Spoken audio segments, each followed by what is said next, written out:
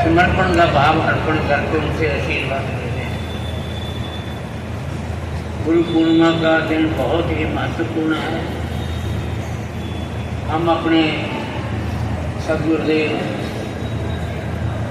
परम तेजस्वी ब्रह्मनिष्ठ सिद्ध मूर्ति वीतराज स्वामी दयानंद गिरि जी महाराज संबंधित कैलाश आश्रम ऋषिकेश, उनके श्री चरणों में आज हम नतमस्तक हो रहे हैं। भगवान जी श्रीमद् भगवद गीता में लिखते हैं कि हजारों मनुष्यों में कोई एक आध मनुष्य ही मेरी तरफ आगे बढ़ता है, मेरी प्राप्ति की इच्छा रखता है। उन एक आध जो आगे बढ़ रहे हैं उनमें भी कोई एक आधे मेरे तक पहुंचता है। क्यों? ये जो विश्व भगवान ने रचा है ये अष्टधा प्रकृति है, 8 तत्वों से रची हुई। पृथ्वी, जल, तेज, वायु, आकाश, मन, बुद्धि, अहंकार, ये 8 तत्वों से पृथ्वी रची हुई है। और इसके साथ ये है अपरा प्रकृति, जड़ प्रकृति। दूसरी है चेतन प्रकृति। चेतन प्रकृति के द्वारा ही भगवान की सारी सृष्टि को थामे हुए बैठे हैं। परा प्रकृति, अपरा प्रकृति, इसके ऊपर है भगवान पर ब्रह्म परमात्मा ईश्वर है। तो भगवान की तरफ लगने के जब जीव आगे बढ़ता है तो आगे माया का घेरा है, अज्ञानता है, हमें पता नहीं चलता।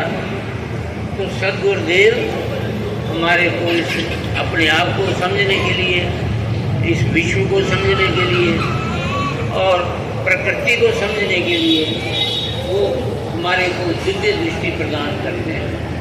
हमारे शरीर के अंदर 6 चक्कर हैं, मूलाधार, स्वाधिष्ठान चक्र, मणिपूरक, अनाहत चक्र, विशुद्ध चक्र और आज्ञा चक्र के साथ में जो है सहस्रार चक्र। ये आज्ञा चक्र गुरु का चक्र होता है, मन का चक्कर होता है। एक दिव्य दृष्टि यंत्र है। सूक्ष्म जगत के बारे में हमको इससे ज्ञान होता है। जब सद्गुरुदेव हमारे मस्तक को छूते हैं, मस्तक पे हाथ लगाते हैं, तो हमारा ये दिव्य दृष्टि यंत्र खुल जाता है। तो हमें संसार की पता लगता है संसार क्या है क्या। अभी हम संसार को सत्य समझे हुए हैं, सदा रहने वाला है, बड़ा आकर्षक है, मनमोहक है। लेकिन ये उनका आकर्षण जो है ये जड़ता का, इसको विवेक द्वारा दूर करते हैं हमारे सद्गुरुदेव।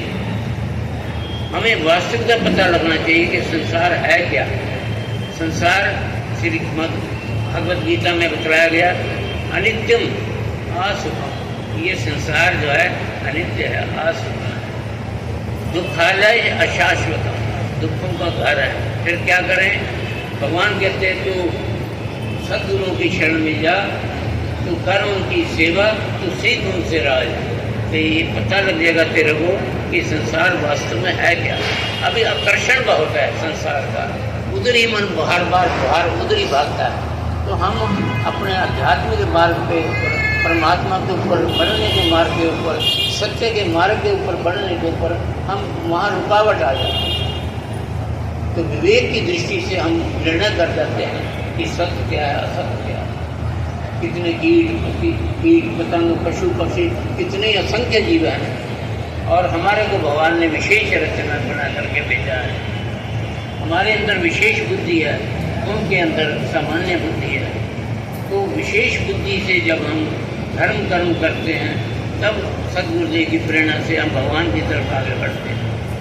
कीट पतंग, पशु पक्षियों में और हमारे में ऐसे देखने में कोई अंतर नहीं। जैसे हम खाते पीते हैं, वो भी खाते पीते हैं, हमारा परिवार है, उनका परिवार है, उनके अंदर वृत्तियाँ हैं, हमारे अंदर भी वृत्तियाँ हैं। एक धर्म है जो हमें पशुओं से और अपने मनुष्यों से उसको भेद करता है, तो वह धर्म। ये धर्म की बात हमारे सद्गुरु हमें परमात्मा बताते हैं। तो सद्गुरु भगवान जब हमें आगे चढ़ते हैं फिर हम थोड़ा डर हो जाते हैं, नहीं चला जाता। पुराने जन्म जन्मांतरों के संस्कार हमारे ऊपर पड़े हुए हैं। तो सद्गुरुदेव फिर हमारे को आगे बढ़ाते हैं और हमारे को चलना सिखाते हैं। हम उनको प्रणाम करते हैं, उनकी सेवा करते हैं और उनकी आज्ञा का पालन करते हैं। फिर सद्गुरुदेव हमारी संभाल करते हैं। जैसे कुम्हार कच्चा घड़ा बनाता है वो कच्चा होता, पका हुआ नहीं होता। तो कुम्हार एक हाथ घड़े के अंदर रखता है, ऊपर से थक पाता है कि घड़ा टूटना है। इसी प्रकार सदगुरुदेव बार बार हमारे को मार्गदर्शन करते, प्रेरित करते रहते हैं कि बेटा सत्य मार्ग पे चलो, अहिंसा, सत्य, अस्त्य, ब्रह्मचर्य, अपरिग्रह, शौच, संतोष, तप, सफाई, दूसरे के सुख में सुखी होना, दूसरे के दुख में त्याग प्रकट करना, दूसरे के गुणों को पहचानना, दूसरे के अवगुण की ओर ध्यान नहीं देना, अपना स्वभाव अच्छा रखना, आचरण अच्छा। हमारे सदगुरुदेव भगवान हमारा आचरण शुद्ध करते हैं। आचरण शुद्ध करने का मतलब मीठा बोलना और मीठा व्यवहार करना। ये आचरण जिसका शुद्ध हो गया उसको फिर भगवान संभाल देते हैं। सुन मोहि तो ही कहम सहरोसा, भजे जो मोहित सकल भरोसा, करूँ सदा तिन गृह रखवारी, यूँ बालक राखे रहता है। हम गुरुदेव के आगे बालक बन के उनके सामने सरेंडर करते हैं, समर्पण करते हैं, तो सदगुरुदेव फिर हमारी संभाल करते हैं। कैसे? भगवान कहते हैं जो सब भरोसे त्याग करके मेरी शरण में ले लेते हैं, मेरे भरोसे चलते हैं, मेरे सिद्धांतों के अनुसार चलते हैं, फिर मैं उनकी ऐसे ही रखवाली करता हूँ जैसे गोद का, माँ की गोद का बच्चा होता है। जैसे माँ अपनी गोद के बच्चे की रखवाली करती है, उसकी संभाल करती है, इसी प्रकार भगवान कहते हैं भजे जो मोहित सकल भरोसा, सब भरोसे त्याग करके तो मेरा शरण में लेता है। भगवान कहते हैं करूँ सदा तिनके रखवारी, यूँ बालक राखे महतारी। जिस पर बालक माँ की गोद में सुरक्षित है, इसी प्रकार सदगुरुदेव को जब हमको संभाल लेते हैं तब हम अध्यात्म मार्ग के ऊपर आगे बढ़ते हैं। थोड़ा अपने स्वभाव को बालक की तरह बनाए। अभी मैंने सत्संग में बताया कि सबसे सुखी प्राणी जो है माँ की गोद का बालक। जैसे माँ की गोद का बालक बड़ा सुरक्षित अपने आप को, इसी प्रकार जब हम अपना स्वभाव बालक की तरह बनाते हैं, न कपट, न छल, न क्रोध, न किसी से वैर, न राग, न द्वेष, किसी से कुछ नहीं, तो अपने आप को ये फिर जीवन जो है स्वाभाविक रूप से भगवान की तरफ आगे बढ़ता है।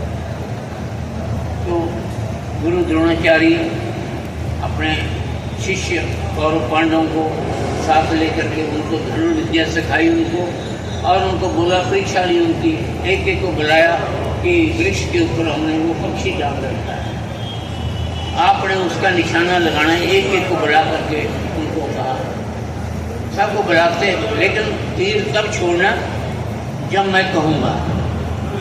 तो सबको बुलाया, एक एक को बुलाया, भाई क्या नजर आ रहा है?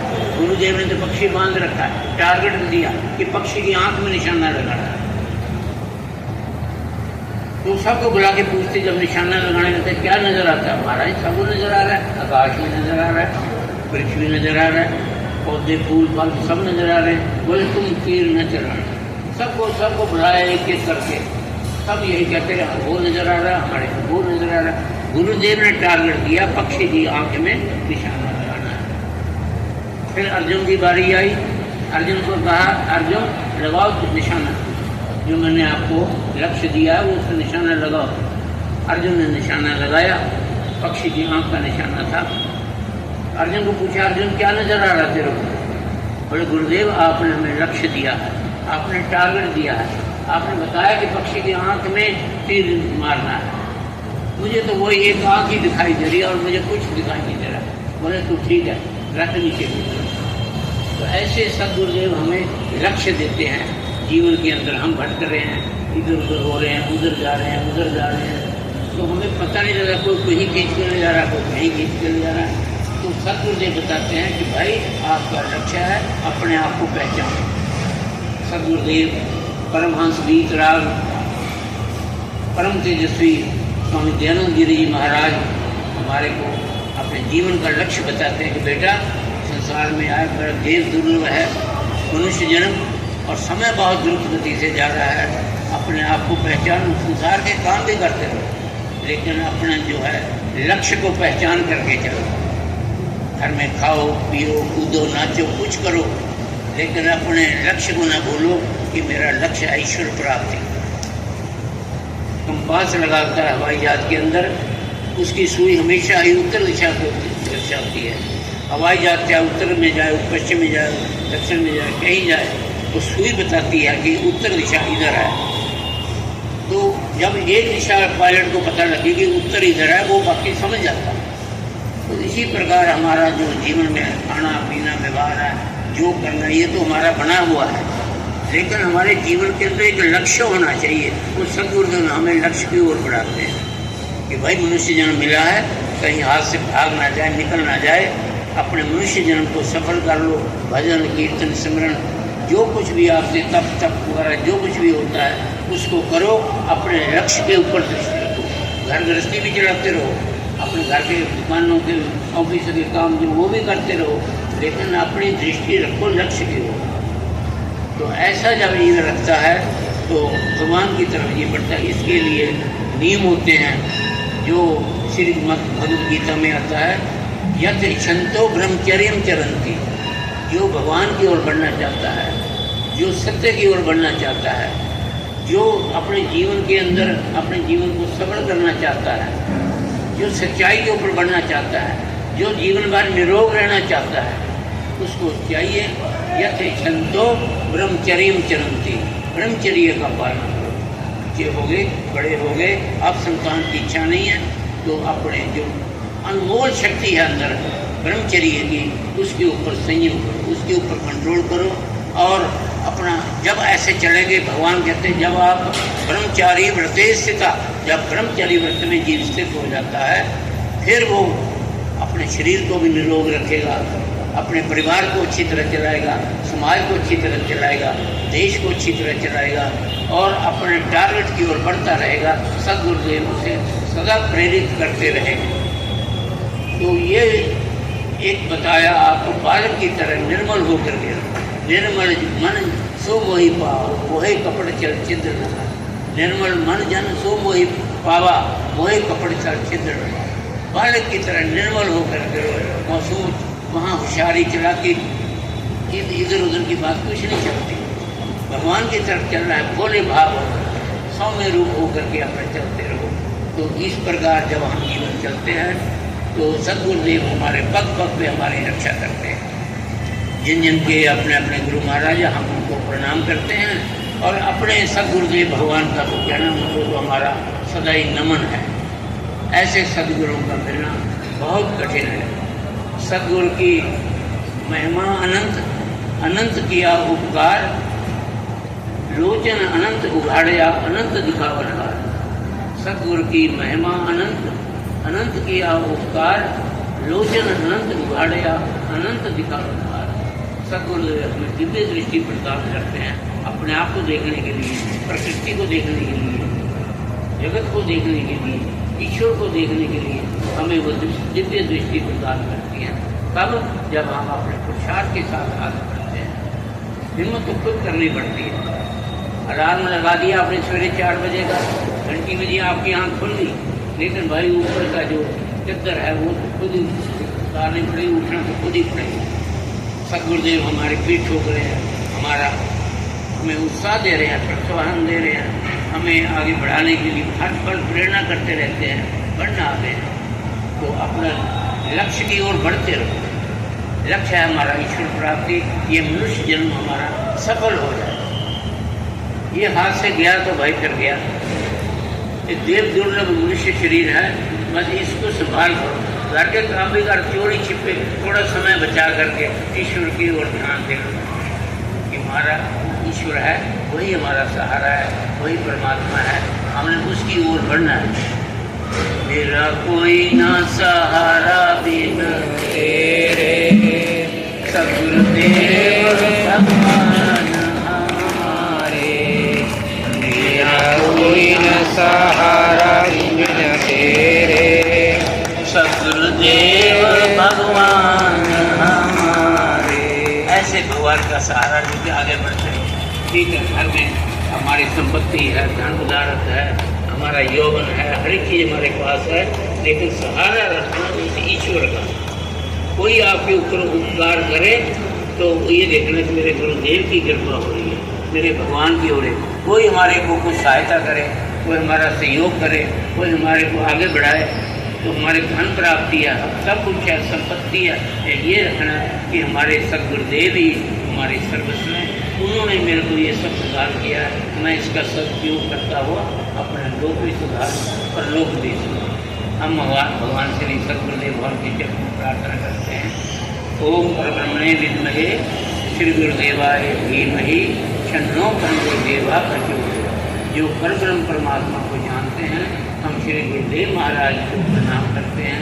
वे शांत गुरुदेव हमें ज्ञान प्रदान करें, सत्कर्म करने, सत्मार्ग पर चलने की प्रेरणा दें। आपके यहाँ सत्संग होता है। श्री महाराज जी का परमात्मा जन्मदिनी महाराज हमारे भी 21 वर्ष हो गए, लेकिन वो जो कि सारा जीवन संसार में लिप्त हुए नहीं, बिल्कुल अपने आप भजन में रहे। तो आज ये है कि वो भगवान के श्री चरणों में बैठे हैं और सिद्ध रूप में है। ये नहीं तो जिधर ध्रुव लोग दृष्टि के लोग वहाँ बैठे हुए हैं, बैठे वहीं हुए हैं। लेकिन जब कोई भक्तों की पुकार होती है तो तुरंत आकर, जैसे हम आँख जपते हैं, इतनी देर में वो प्रकट हो जाते हैं, आते हैं हमारे पीछे, साक्षात आते हैं।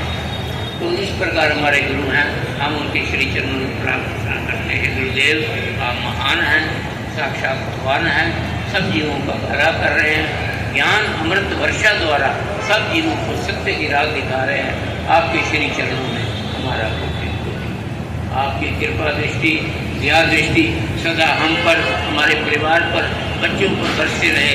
घर में सुख समृद्धि रहे, गुरु में घर में परमात्मा खुशियाँ लाएँ, ऐसा हम गुरुदेव से प्रार्थना करते हैं।